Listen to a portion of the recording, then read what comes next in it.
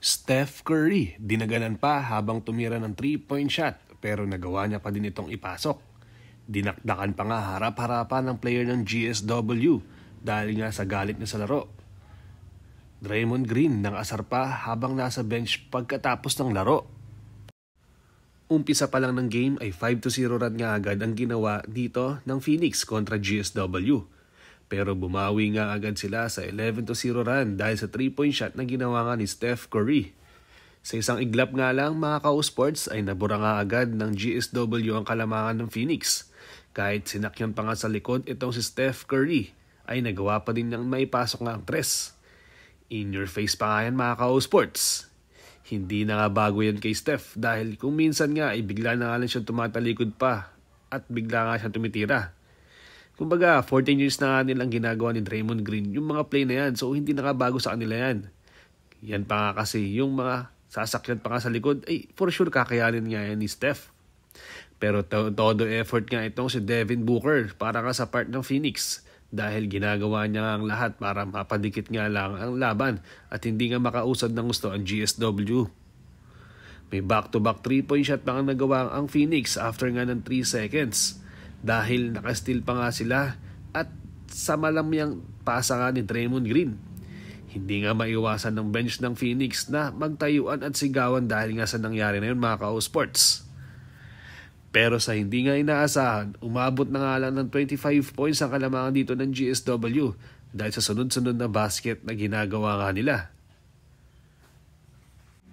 Yung tipong kahit sino nga yung tumira sa part nila ay pumapasok nga yung tira nila mga ka-sports.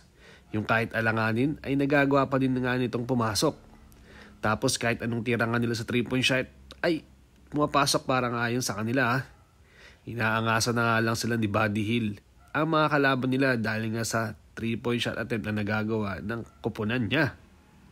May coast-to-coast pass pa nga itong si Draymond Green papunta nga dito kay Buddy Hield at hindi pa nga din nagtigil ang nagagawang run dito ng GS.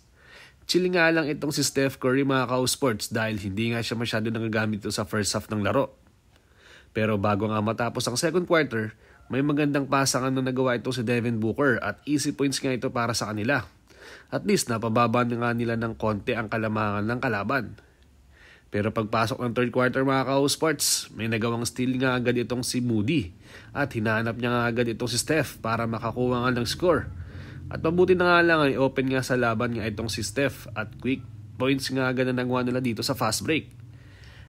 Dinakdakan pa nga harap-harapan ang player ng GSW at doon nga niya nilabas ang frustration niya sa larong yon dahil nga tabak na sila mga ka-sports.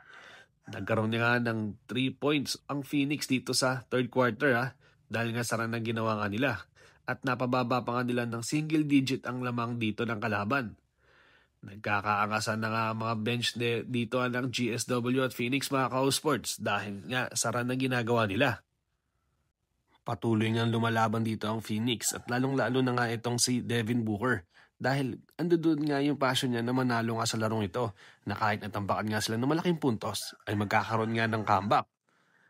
Pero ang isa nga sa tumuldok lang dito sa larong to mga ka-sports para hindi na nga makahabol ang Phoenix ay yung alley-oop dunk dito. Dito nga kay Kuminga at humihingi pa nga siya ng foul doon sa possession na yun dahil alam niya na meron nga siyang naramdaman na contact. So, hindi nga yun binigay dito ng mga referees. Dahil nga doon, ay hindi na tuluyan nakahabol dito ang Phoenix. At tuluyan na nga nanalo ang GSW sa larong yun Parang inaasar pa nga ni Draymond Green ang Phoenix dito nga habang nasa bench siya. Habang tinatamasan niya nga yung panalo na nakuha nila sa score na 118-107. Panalo ang GSW.